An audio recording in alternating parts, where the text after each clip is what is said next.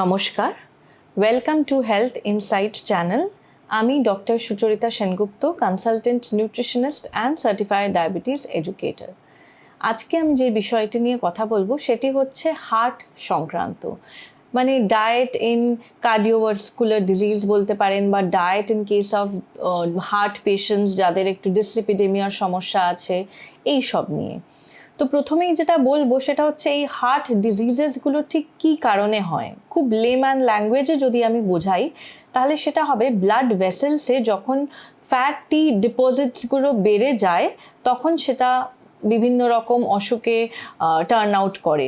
সেক্ষেত্রে আমরা তখন অন্যরকম একটা ডায়েট অ্যাডভাইস ফলো করতে বলি, হার্ট হেলদি ডায়েট অ্যাডভাইস এরকম টাইপের কিছু ফলো করতে বলি, যেখানে ফ্যাটের টাইপগুলো অন্যরকম হয়, ফ্যাটের মাত্রাগুলো অন্যরকম হয়। ফ্যাট ইজ নট ব্যাড, এই জিনিসটা আমি সবসময় বলে থাকি, কারণ অনেক রকমের ফ্যাট হয়, saturated fat, unsaturated fat, trans fat.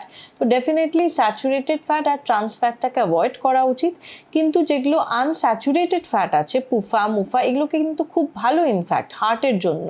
তো সেগুলো তো জানতে হবে কোনগুলো ডায়েটে তাহলে রাখা উচিত, কারণ এই যে আমরা খাবারটা খাচ্ছি, খাবারটা কিন্তু খুব ইনফ্লুয়েন্স করবে আমাদের ব্লাডে যে কোলেস্টেরল আছে, ট্রাইগ্লিসারাইড আছে, এগুলোর মাত্রাগুলোকে বাড়াতে বা কমাতে।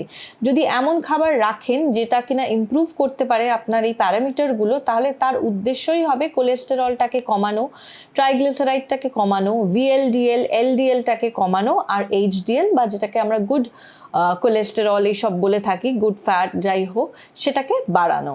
তাহলে কোন কোন খাবারগুলো প্রথমে জেনে নিই যেগুলো ডায়েটে একদমই রাখা উচিত না, খারাপ। তো সেটা প্রথমেই আমি যেটা বলবো সেটা হচ্ছে anything which is fried, processed, preserved, frozen, এই রকমের খাবার একদমই চলবে না।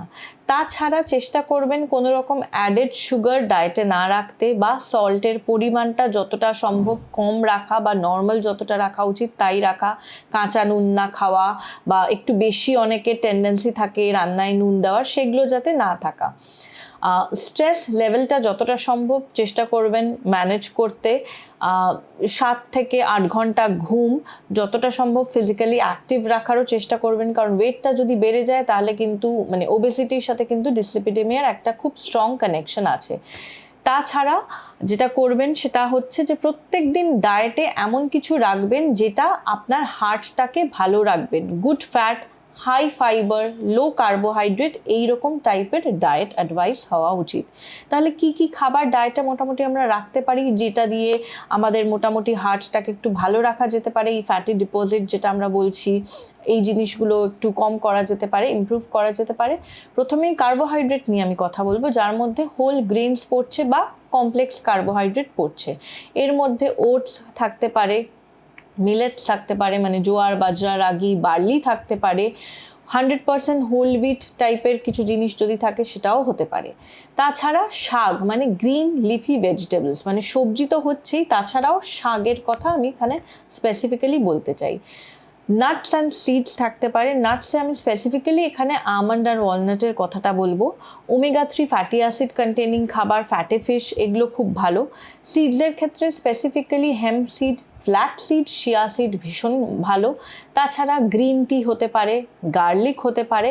আর রান্নায় যে তেলটা দেবেন, সর্ষের তেল দিচ্ছেন ঠিক আছে, সাদা তেলের ক্ষেত্রে চেষ্টা করবেন যদি এক্সট্রা ভার্জিন অলিভ অয়েল দিতে পারেন, বা আজকাল ব্লেন্ডেড অয়েলও হয়েছে, খুব ব্লেন্ডেড অয়েল কনসেপ্টটা খুব ভালো। রাইস ব্র্যান হার্টের জন্য খুব ভালো, কারণ ওর মধ্যে রাইজেনাল থাকে, অ্যান্টিঅক্সিডেন্ট। তো এই রাইস ব্র্যান অয়েলের সাথে ব্লেন্ডেড যদি সেসেমি অয়েল হয় বা যে কোনো কিছু, এটাও কিন্তু খুব ভালো হবে। টমেটো থাকতে পারে, সেটাও লাইকোপিন একটা খুব ভালো অ্যান্টিঅক্সিডেন্ট। তো এই সব ছোট ছোট জিনিস যদি আমরা ডেইলি ডায়েটে রাখি তাহলে কিন্তু খুবই ভালো আপনার হার্টটাকে রাখা যাবে। নমস্কার।